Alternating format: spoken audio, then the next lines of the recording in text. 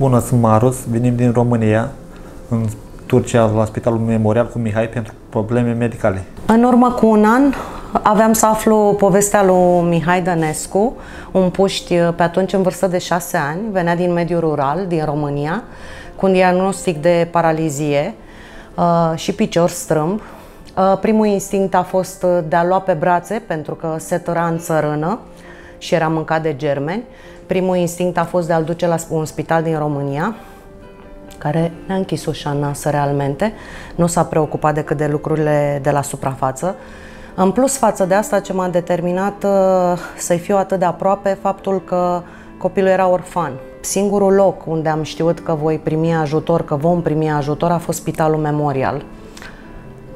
Am dat actele pentru un second opinion direct profesorului Mustafa Curclu, care a știut din acel moment ce are de făcut. Am venit cu copilul, iată este un an, copil trecut prin 4 intervenții chirurgicale, 30-35 de cure de fizioterapie și astăzi este pe picioare. Mihai Dănescu nu avea paralizie, era un diagnostic greșit. Toate problemele i-au fost rezolvate, iar astăzi suntem în faza de primii pași din viața lui. Mihai doğuştan spina bifida hastasıydı. Bu nedenle her iki ayağında pesekine varus dediğimiz içe doğru dönme ve yürüme kabiliyetinin kaybı vardı. Çeşitli hastanelerde ve çeşitli doktorlar tarafından görülmüş ve yürümesinin mümkün olmadığı söylenmişti. Biz Mihai'ye 2 aşamalı ameliyat yaptık. Sırayla önce sağ ayağını, sonra sol ayağına Ilizarov eksenler fiksatörüyle rekonstrüksiyon ve düzeltme ameliyatı yaparak ilk önce ayaklarını düzelttik. Sonrasında Mihai Walker dediğimiz destekle yürümeye başladı. İlk başta 6 yıldır hiç yürümediği için, hatta 7. yıla girdi. Yürümeyi baştan öğreniyor Mihai. Şu anda yürümeyi baştan öğrendi. Walker dediğimiz destekle yürümeye başladı. Mihai çok mutlu. Ailesi çok mutlu. Biz de bu sonucu yakaladığımız için çok mutluyuz. Ne olursa olsun insanların kendine yetecek hale gelmesi bizim cerrahideki temel yaklaşımlarımızdan biri.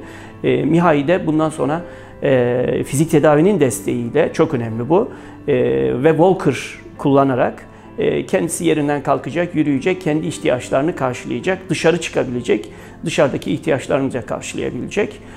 Bu Mihai ve bizim için çok iyi bir sonuç. Simt în momentul de față că Mihai este parte din mine, din viața mea, din familia mea. Este al doilea copil al meu, ca să zic așa, născut prin inimă.